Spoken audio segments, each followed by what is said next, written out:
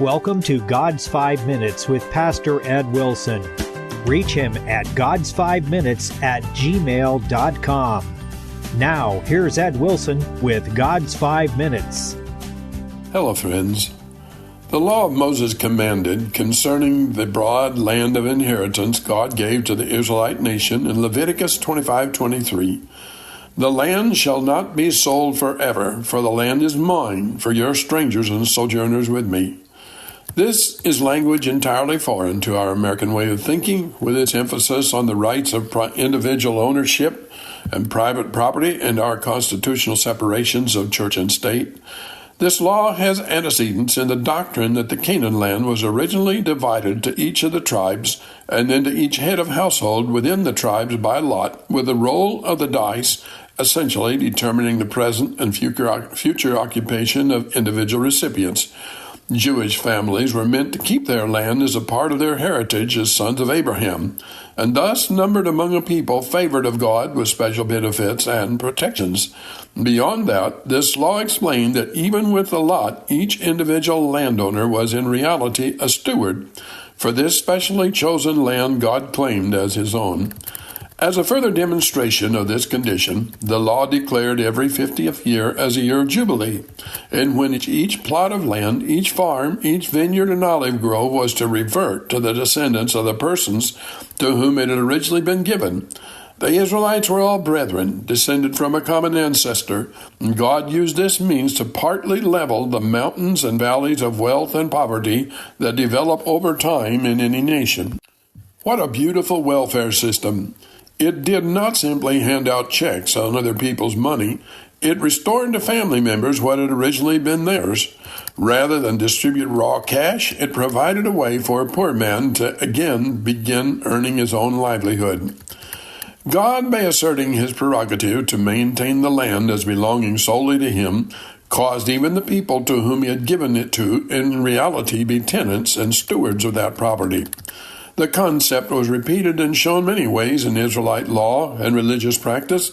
Landowners were inspired to be diligent in the way they farmed and maintained their property, for they were keeping it beneath the watch care of a benevolent landlord who had provided it to them and who also was a silent observer of every use of it, every decision made concerning it, the purpose and manner of construction of every building erected on it.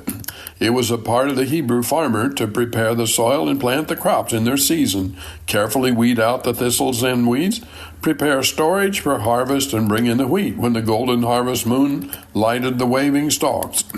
But God was more than landowner. In a manner reminiscent of long ago Adam in his dressing of the Garden of Eden, he made himself a sort of sharecropper in the arrangement. His part was to do what no farmer could. He sent the rain in its season, provided the warm, pleasant weather, making possible the maturing of the seedlings. He protected from blight and locusts, hail and tornado. He prevented the incursion of despoiling enemies. Then as now, God wanted a daily walk and share in the lives of his people. To him, this has always been more important than possession of goods or produce of the field. All this has great meaning of the New Testament Church of God. We don't all live today in the shadow of Jerusalem or around the shores of the Sea of Galilee. But whatever we have is still a gift from God, and he is as pleased to share it with us in our daily use of it as ever he was with any of those old patriarchs. When God blesses any of us with a new vehicle, it pleases him for us to put our hands on it and offer a prayer of thanksgiving for its use, along with a covenant that it shall never be used when in our possession in any purpose displeasing to him.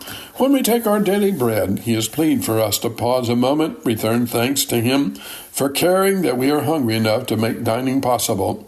We are stewards of his bounty, as Jesus taught us, and in life's end, we shall return to him to give account of how we have handled the things he gave us. There is a way to be able to do that with joy, to hear him say, "Well done, good and faithful servant." Have you talked to him today? You have been listening to God's 5 Minutes with Pastor Ed Wilson. Reach him by email at GodsFiveMinutes@gmail.com. Tune in next time to hear more encouraging thoughts from God's Word on God's 5 Minutes with Pastor Ed Wilson.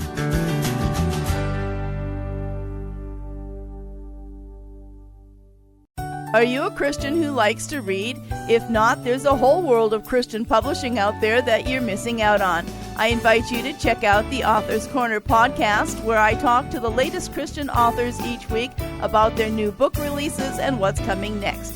So if you're ready to jumpstart your spiritual growth with the newest books and the authors who write them, check out the Author's Corner podcast with me, Roberta Foster.